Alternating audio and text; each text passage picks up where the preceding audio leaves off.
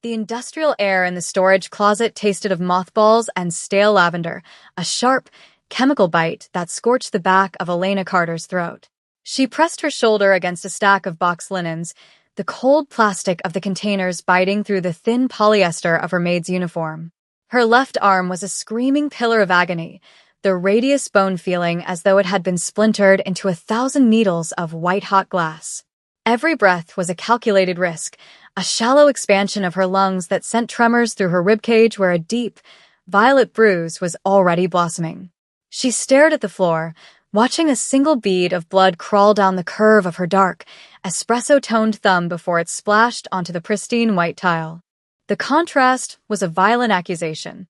The gala outside continued with its rhythmic, bass-heavy pulse, the muffled sounds of string quartets and elite laughter vibrating through the hollow corridor. She was 25, a woman who had clawed her way from the dust of Lagos to the gleaming towers of Seoul's elite, only to find herself broken in a room filled with spare napkins and heavy-duty detergent. The injustice of it felt heavier than the injury. It was absolute. She reached out with her good hand to touch the hem of her apron, the starch under her fingernails triggering a jagged memory of her mother's hands. She remembered the scent of wood smoke and the way her mother had ironed their school uniforms with a heavy, charcoal-filled press, whispering that if they looked perfect, the world would treat them as such. Her mother had been wrong. The world of billionaires and shadow players didn't see the crispness of a collar. It only saw a target. Elena dabs at her split lip with a wad of industrial paper towels, the abrasive texture scraping against her torn flesh. The bleeding refused to coagulate, a slow, rhythmic drip that mirrored the ticking of her own internal panic. She had to get back to the floor. The event coordination for the Kim conglomerate's annual winter gala required a technical precision that left zero margin for error. She had managed the load-in schedules, the floral hydration levels, and the seating chart's delicate political balance for 300 of the world's most dangerous men. If she vanished now, her promotion to chief of staff would vanish with her. She closed her eyes, the thrum of her pulse a frantic drum in her ears. The door hinges groaned, a heavy, metallic sound that signaled the end of her sanctuary. She didn't look up, her spine stiffening as she prepared an apology for whatever catering staffer had come to retrieve more stemware. Instead of the expected rattle of a service cart, there was only a profound, heavy silence that seemed to suck the oxygen out of the small room. The scent of ozone and expensive, cold sandalwood filled the space, a fragrance that cost more than a year of her mother's medical treatments. She finally lifted her gaze, her breath catching in her throat as she met the glacial, unreadable eyes of Jin-Ho Kim. He stood 6'2" of tailored obsidian, his tuxedo a masterclass in Seville Row construction, the silk lapels catching the harsh, overhead fluorescent light. Jin-Ho was the ghost of the city, a man whose name was spoken in the boardrooms of the Blue House and the back alleys of Incheon with the same trembling reverence. He was a shark in a world of goldfish, a predator in repose. Jin-Ho didn't speak. He simply observed, his gaze moving with a clinical, predatory focus over the ruins of her appearance. He saw the way she cradled her left arm, the limb hanging at an unnatural, heavy angle that suggested a complete midshaft fracture of the ulna. He saw the reddish-black stain on her uniform hip, the liquid having seeped into the fibers to create a map of violence. His face was a mask of carved marble, the high cheekbones and sharp jawline casting shadows that made him look like a deity of retribution. Elena tried to stand, but the shift in her weight caused the broken ends of her bone to grind, a sickening, wet sound that vibrated through her entire nervous system. The world tilted, the rows of detergent bottles blurring into a smear of neon color. She felt a cold sweat break across her brow, her vasovagal response threatening to plunge her into darkness. She stayed upright only through the sheer, stubborn refusal to collapse in his presence. "Mr. Kim," she rasped, the words feeling like sandpaper against her vocal cords. She forced a professional mask into place, though her lips trembled with the effort. "I apologize for the intrusion. A minor accident in the service elevator. I will be back at my post in 5 minutes." She tried to tuck her broken arm behind her back, but the movement sent a fresh wave of fire through her shoulder. The pain was an ocean, and she was drowning. Jin-ho took a single step forward, the floorboards not even creaking under his weight. He moved with a lethal grace, a panther navigating a cage of his own making. He reached out, his fingers stopping just inches from her chin, the heat radiating from his skin acting as a strange, grounding wire for her panic. "Tell me," Jin-ho said, his voice a low, vibrating baritone that resonated in the hollow of her chest. It wasn't a request. It was an ultimatum. The name, the single phrase cut through the air like a guillotine blade. Elena felt her heart lurch against her ribs, the technical logistics of the night's RSVP list flashing through her mind. The high-profile guests, the diplomatic immunities, the layers of protection that surrounded the men who felt they were gods. She knew that naming the man who had cornered her in the loading bay was a death sentence, not just for him, but potentially for her career. She thought of her mother's dialysis bills, the debt that hung over her head like a heavy, rusted chain. If she spoke, she broke the silence that the Kim organization demanded of its staff. If she remained silent, she died in pieces. "It was an accident, sir," she lied, the words tasting like ash. "I tripped on the pallet jack near the loading dock. The flooring is uneven." She looked down at his shoes, polished calfskin that reflected her own bruised face. Jin-ho's hand moved then, his fingers finally making contact with her jaw, his touch surprisingly gentle, almost reverent. He tilted her face upward, forcing her to look into the abyss of his pupils. He saw the way her pupils were blown wide with shock, the physiological markers of acute trauma that no amount of professional poise could hide. He knew the difference between a fall and a fist. He lived in the difference. "A pallet jack does not leave finger-shaped contusions on the inner bicep," Jin-ho murmured, his thumb grazing the edge of her split lip. "And an uneven floor does not result in a defensive fracture of the forearm." He looked at her arm, his eyes narrowing as he calculated the force required to snap a bone through a layer of muscle. His fury was a silent, vibrating thing, a localized earthquake that she could feel in the soles of her feet. Elena's resistance began to crumble, the weight of his protection offering a seductive alternative to the cold isolation of her fear. She felt a tear escape, tracing a hot, salty path through the makeup and blood on her cheek. She was tired of being strong. She was exhausted. "Preston Caldwell," she whispered, the name finally escaping her like a trapped bird. He was intoxicated. He didn't like that I refused to accompany him to the private lounge. He grabbed me, and when I pushed back, he used the heavy brass stanchion from the VIP line. She shuddered, the memory of the cold metal hitting her arm making her vision go white again. She remembered the sound of the bones snapping, a dry, wooden crack that had been drowned out by the muffled bass of the dance floor. Preston had laughed, a wet, entitled sound, before walking away to order another scotch. He was the son of a visiting senator, a man who believed the world was his private playground. He was untouchable. Jin-ho's expression didn't change, but the temperature in the room seemed to drop 10 degrees. He let go of her jaw and reached into his inner jacket pocket, pulling out a sleek, encrypted smartphone. He tapped a single command on the screen, his movements precise and mechanical. "Frank," he said into the device, his voice a lethal purr. "South Storage. Bring the trauma kit and a bottle of the 1945 Reserve. And tell the senator's son that his presence is no longer required in this world." He ended the call with a flick of his thumb, the screen going dark like a guttering candle. He turned back to Elena, his eyes softening by a fraction of a millimeter. He didn't wait for her to protest. He stepped closer, the heat of his body acting as a barrier against the cold industrial air of the closet. In one fluid motion, he shrugged out of his tuxedo jacket, the silk lining whispering against his shirt. He draped it over her shoulders, the fabric heavy and warm, smelling of wood smoke and a lingering, metallic edge. It was large enough to cover the ruins of her uniform, the weight of it feeling like a suit of armor. Elena clutched the lapels with her good hand, her knuckles turning bone-white against the black wool. She felt the first stirrings of a dangerous hope. It was terrifying. "You are going to sit," Jin-ho commanded, his tone brook no argument. He pulled a low stool from beneath a shelf of cleaning supplies, placing it behind her with a practiced, steady hand. Elena sank onto it, her legs finally giving way to the adrenaline crash. The pain in her arm began to throb in time with her heartbeat, a deep, rhythmic ache that signaled the onset of severe inflammation. She watched as Jin-ho knelt before her, a man who had never knelt for a king, now lowering himself to the level of a maid's broken shoes. He took her hand, her good hand, and held it between his palms. His skin was calloused, the hands of a man who had earned his power through visceral, physical struggle.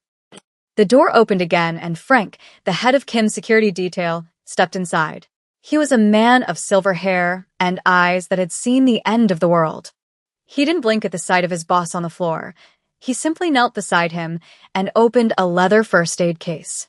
The smell of antiseptic and medical-grade lidocaine filled the small space.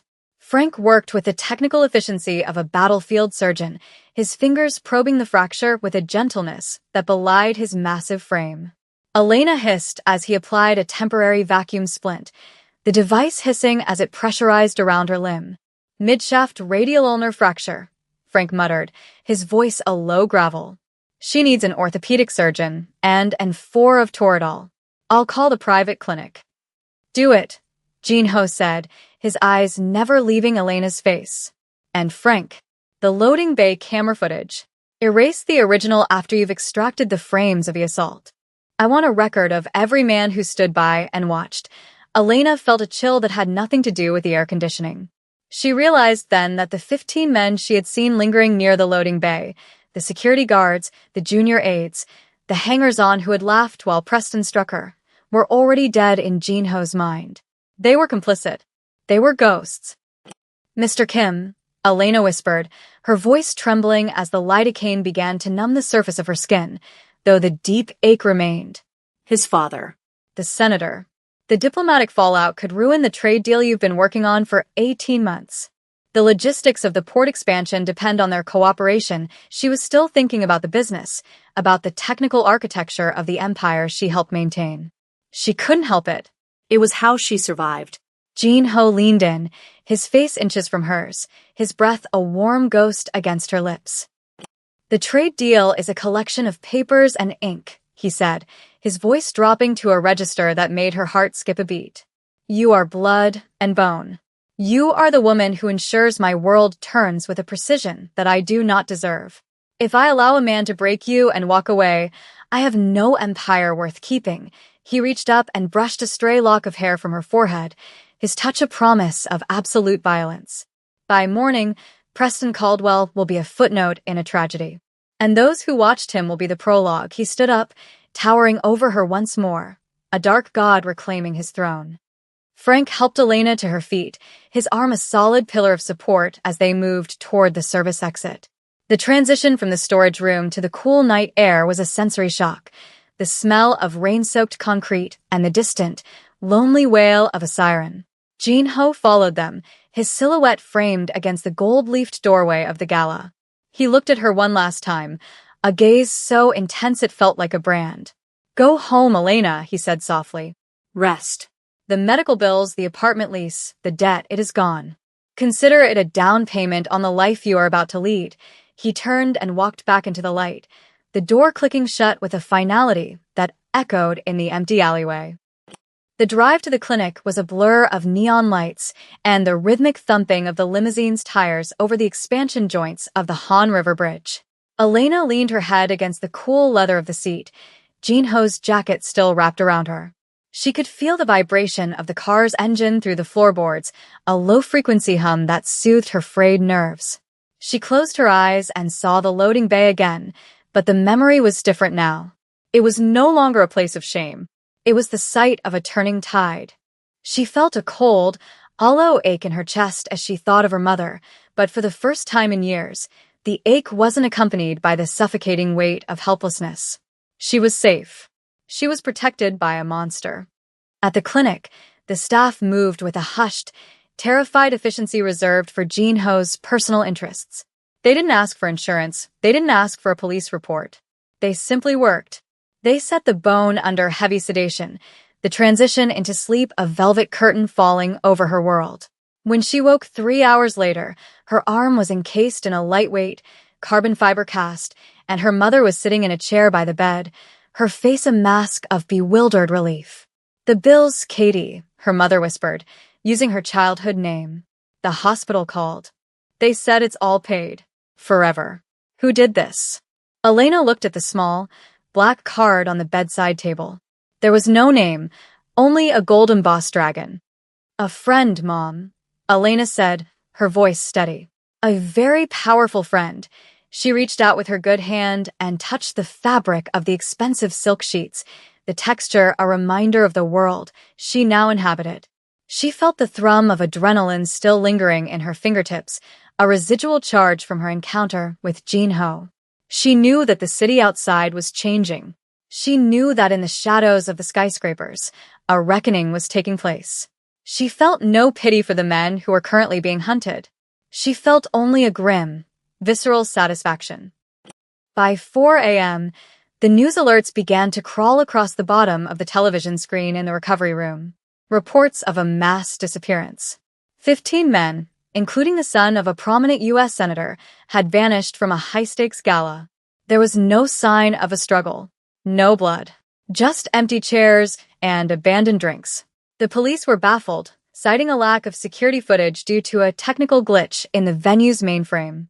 Elena watched the screen, her heart beating with a slow, heavy rhythm. She knew exactly what had happened.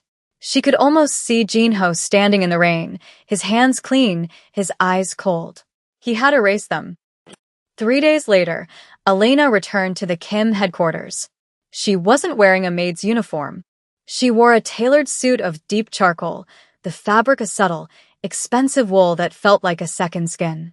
Her arm was in a sling, but she walked with a grace that turned heads in the lobby. The security guards, men who had previously looked through her as if she were made of glass, now bowed as she passed. They knew. The entire building knew that the woman with the African heritage and the unbreakable spirit was no longer just staff. She was the protege. She was the one the boss had burned the world for. She entered Jin-ho's office without knocking. He was standing by the window, looking out over the sprawling gray carpet of Seoul. The room smelled of cold rain and the same sandalwood cologne that had haunted her dreams for 3 nights. He turned as she entered, his eyes scanning her face for any trace of the trauma he had witnessed. He found only steel. A faint, genuine smile touched the corners of his mouth, a look that would have terrified his competitors. "You're early," he remarked, his voice a warm caress. "The logistics of the Q4 audit won't wait for a broken bone, sir," Elena replied, her tone professional but laced with a new, intimate confidence.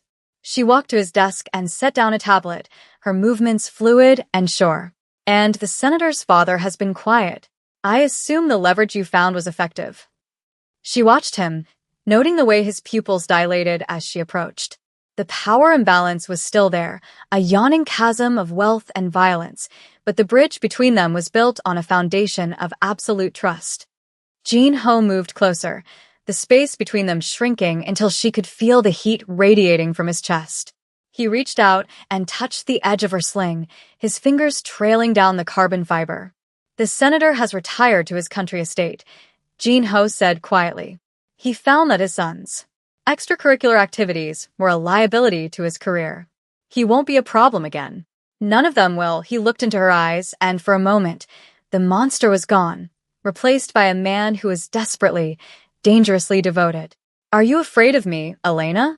Elena didn't blink. She thought of the 15 men who were gone. She thought of the pain in the loading bay and the way Jin-ho had held her hand while she bled.